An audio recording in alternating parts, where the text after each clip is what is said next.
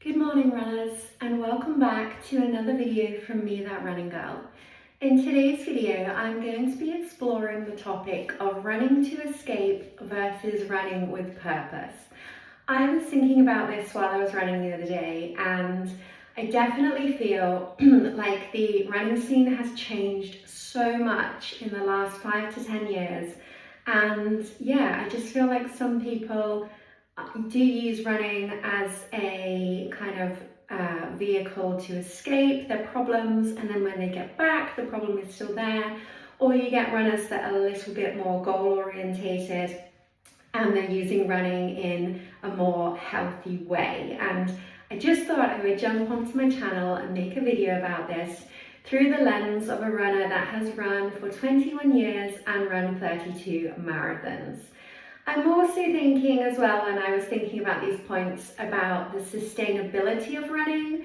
So if you have a number of running friends or you're on the local running scene where you live, you will probably know that some people, enter the running scene and they have a bit of success and they run some really good times, and then they drop off the scene and you never see them again. Or you have people like me and other runners that have kind of run for 20 years or so, 30 years, 40 years, and they just love running so much, and running will always be a massive part of their holistic lifestyle, which I feel like is a big difference between kind of trend-led runners and runners that drop off the scene, and the kind of long run runners that actually stay in the sport and the game for a lot of time. So yeah, I was just thinking about this on a run, and I thought it was an interesting topic to jump into because I love talking about the psychology behind running as well as running in general. So let's get into it. So 3 points on each: running to escape and running with purpose. First of all, first point on running to escape. I personally think people that are running to escape are usually triggered by a major challenge or some kind of personal traumatic event in their lives, whether that's, losing someone, losing their job, losing a relationship, having an eating disorder, having body dysmorphia, having that kind of trigger that gets someone into running for the wrong reasons, in terms of just, becoming obsessive and compulsive about it. It can also become something that comes from a place of addiction. So if someone was addicted to something initially and then they get into running, they almost replace their initial addiction with running as an addiction. I definitely feel like I see that a lot on social media, where people are just entirely consumed by running. And it's a great thing to be so passionate about running, but when you're entirely consumed by it, and if it's not your job, but you're still entirely consumed by it, and it's basically taking up every inch of your day and weekend in, weekend out, I personally think that's really unhealthy. So understanding that if you are one of those people that uses running to escape and you have that trigger of an eating disorder or something going really wrong in your life, it's understanding that running is not the cure-all and fix-all, and you should probably address that so that you don't have, bigger issues in the future.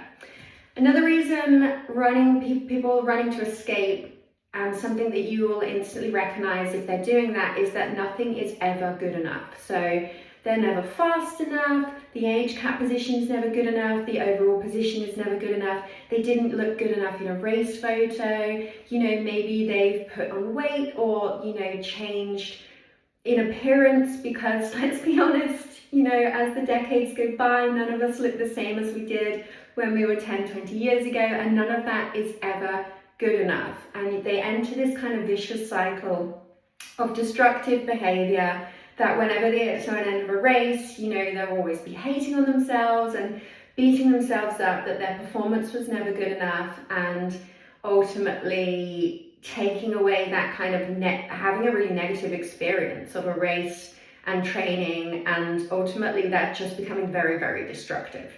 And the third point, how you can spot a runner that is using running as escapism, is they're always jumping on the next trend or bandwagon. So whether that's a new running brand or, you know, some kind of trend on Instagram, or even, you know, jumping on a trend of training, or, you know, mixing up running with, I don't know, high rocks or triathlon, or if they're not necessarily into that sport, but they're just jumping between different sports as, you know, a trend or a distraction, that is definitely a sign that someone's using running as escapism rather than running as a healthy kind of purpose and goal-orientated sport. So let's get on now to running with purpose, which I find I do so much better now than when I was in my early 20s and early 30s. I definitely was guilty of using running to escape at certain times in my life. I feel like it's very easy to get into that trap. But running with purpose just is so much happier and healthier and a better space for everyone. So the first thing that people running with purpose will do is they will usually have a goal-orientated mindset. So whether that's a time in a race, or just to finish a general race specifically, or they might be, you know, trying to lose weight for health reasons, or they might be trying to improve their mental health, they will generally have that goal-orientated mindset, and they will have that why. Moving on to the second point of your why. So having a why, meaning, you know, why you run, keeps the dream alive, and it makes even the mundane daily runs seem purposeful. So you're not always chasing that kind of, you know, big epic finish line feel and that kind of intense like euphoria that you get from crossing the finish line. It's almost like it's enough to just be like, yeah, I was really happy with that training run today, I did really well, you know, this went well, this went well, this went well, versus the escapism mindset where nothing is ever good enough. And the third way you can tell if someone was running, or even you're running with purpose, is that you or they have balance in their life. So it's just having that real life lens on, you know, if someone's got an injury, or if they can't train for some reason, or if they have to switch their schedule around, they are okay with doing that. And I feel that's super, super important, because it just means you do have that balance in life. And it means that you're still super passionate about your running, but you're not so obsessively addicted to it that you're in this rigid, you know, mindset of I have to do this on this day at this time, and nothing can ever change it. Because personally, I feel that's a really unhealthy way to be with running.